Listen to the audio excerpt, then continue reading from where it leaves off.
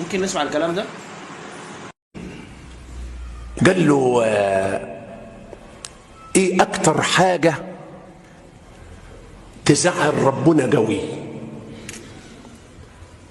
فالشيخ قال له قول انت، تخيل ايه الحاجة اللي ربنا يزعل منها قوي لما الواحد يرتكبها. قال له اظن ما فيش اكتر من ترك الصلاة. قال له لا، في اكتر من كده.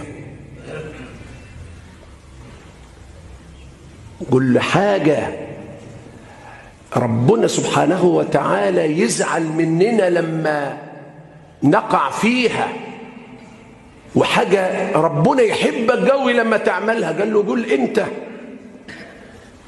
قال له اغلبت، فقول انت يا سيدنا الشيخ. قال له اكتر حاجة ربنا يزعل منك لما تعملها انك تكسر بخاطر مسكين. قال له اكتر من الصلاة؟ قال له قال دليلك ايه؟ قال له اقرأ أرأيت الذي يكذب بالدين فذلك الذي يترك الصلاة.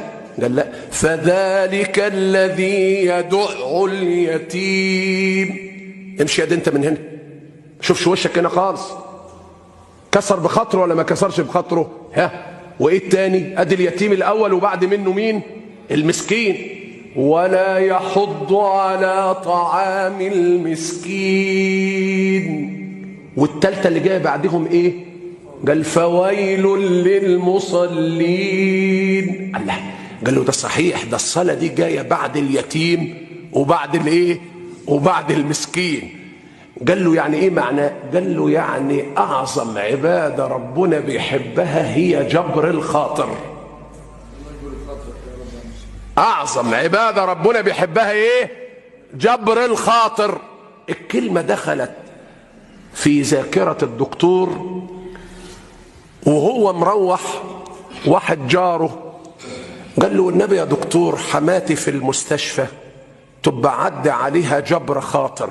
الله، فالكلمة دي جت مع الكلمة ديت، فالمعلومة لزجت بقى قوي. قال ايه حكاية جبر الخاطر؟ جبر الخاطر قال فكان يوم اجازة بالنسبة لي، وانا باشتري الخضار بقى للمدام ومش عارف ايه، وبعدين وانا ماشي بالسيارة كده لقيت نفسي قدام المستشفى، تذكرت كلمة جاري، فقلت اركن السيارة وانزل ازور حماته ايه؟ جبر خاطر. بيقول وانا طالع على السلم حسيت بأزمة قلبية، فعلمت انها جلطة في القلب. مين اللي بيقول؟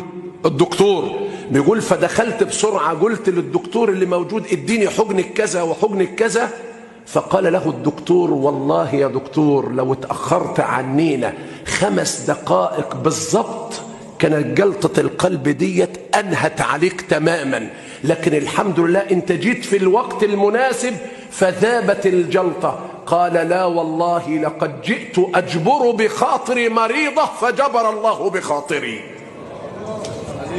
جيت أجبر بخاطر واحدة مريضة، ربنا جابه هنا عشان يجبر بخاطره.